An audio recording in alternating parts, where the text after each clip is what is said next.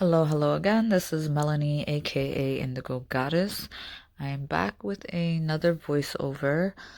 This time I'm voiceovering a card that I had picked earlier in the day. I kind of wanted to elaborate on it a little bit more, and I'm doing this again because practice makes perfect, right? So the card that I picked is from the Four Agreements deck by Don Miguel Ruiz. So in his intro, it says, I've written these cards to offer you a simple yet powerful code of conduct for attaining personal freedom and true happiness. There are 12 cards corresponding to each of the four agreements. Be impeccable with your word, don't take anything personally, don't make assumptions, and always do your best. These cards will help you transform your life as you recover the awareness and the wisdom of your authentic self. So the card you see here today says, whatever life takes away from you, let it go. When you surrender and let go of the past, you allow yourself to be fully alive in the moment. Letting go of the past means that you can enjoy the dream that is happening now. So what does that mean, right? It's simple. Let it go. Let's talk about people. A lot of us are guilty of holding on to a person, right? A person that is no longer in our life, whether it's a friend, romantically, a family member, whatever the case is. We have a hard time of letting go to the attachment that we have to another human being, right? Let's talk about friends. Sometimes it's unfortunate, but friends come and go. You outgrow people, they outgrow you. You guys run in different circles. So what does that mean, right? It's okay that, you had a friendship with somebody and you guys grew apart. Some people get married and start families, some don't, some focus on school. You find different hobbies, things like that. You drift away, and that's okay. Or some just outgrow others, plain and simple. Like, you guys had your time together, you had your fun together, you had your great moments together, and some of you evolve and some of you don't. Some of you stay on one wavelength, some of you rise or lower to a different wavelength. And that's common. And the more that you accept that and not feel guilty or hurt about it, the better you can be about it, because a lot of the times it's not personal. It's just you guys go your separate ways, right? So as far as friends, if you guys had a huge falling out, you need to let it go. If you guys just distanced, you still need to let it go. Because if this is a person that's meant to be in your life, at some point you guys will reconnect. Let's talk about family members. So it's definitely hard to let go of people in your family, right?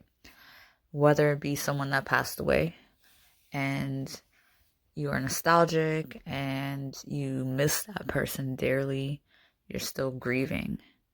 It's really hard to say, let that person go. But what good is it holding on to a person when it's causing you pain and it's getting in the way of you furthering your life, right? Because I feel like your family member, they probably miss you too, but they also love you. And they don't want to see you stagnant because you are consumed by the thoughts of missing them. So, letting go of a person that has passed on, or family members that are not in your best interest to have around. Like, they're toxic, they're weighing you down, they're holding you back, they negative talk you. It's letting go of them doesn't mean you have to completely sever your ties with them, but you definitely have to draw boundaries with those types of family members. And as far as somebody that passed away, you can hold on to their memories, but don't let the memories of them or the nostalgia of, oh, I wish things were the way that they were, keep you so removed from you being in the present that you just never move towards your future. And finally, I saved the best for last, right? Let's talk relationships, lovers, exes, because those are mainly the people that we hold on to and we need to let go, right? Especially somebody that was not a good person to you, or they were abusive, or they weren't adding value to your life. You know, they were a companion, and that's about all that they were. They didn't contribute anything. They did you dirty, whatever the case may be, or you guys just grew apart. But for most of the people that I know in my experiences, those were always bad experiences, and I always found myself having a hard time of letting go of the idea of somebody, right? Of the good times that I had with somebody, of the idea that I thought that they were, the person I thought that they were, the relationship that I thought we had, the union that I thought we had, and the future that I planned around the idea of another person. And it's so difficult because we get so attached to people in this way. But if you happen to be listening to this right now and you happen to be holding on to an ex or a past relationship that you should have let go a long time ago, like, this is the time for you right now to work on letting that go.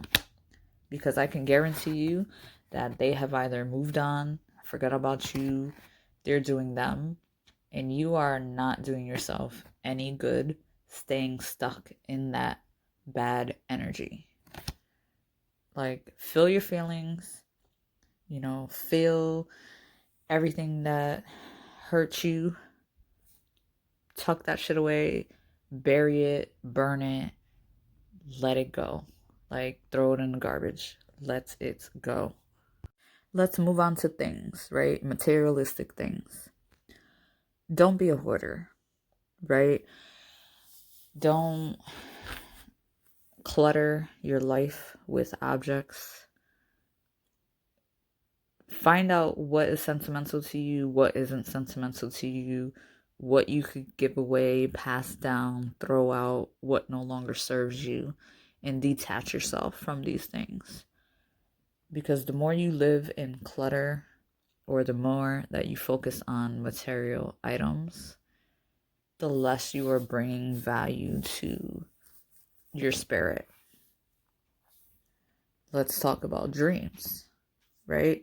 Or jobs, or your path in life. You could always have this idea of, well, I want to do this, or I want to do that, or I've always had this dream that I was going to achieve this, right? And you could be sitting there and you could be trying, hitting a dead end. Because we are taught that, hey, in order to reach your goals, you need to break down these barriers. But at what point do we need to know to walk away from these barriers? I'm definitely a person that's all about try until you succeed. Don't give up, don't quit. And that has been instilled in a lot of us, right? Don't quit. If you decide to walk away, then you feel like a quitter.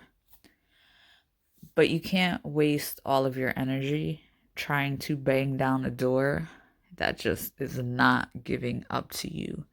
And it is okay to sometimes go through the door that is opening up a little bit easier so that it could get you to where you need to go a little bit quicker, and then come back and revisit that door again with some more experience, with some more wisdom, and then try tackling that door. Because sometimes the path you're on and the dream that you have Maybe you're not fully prepared for it. Maybe you don't have all of the tools that you need to have to go through that door.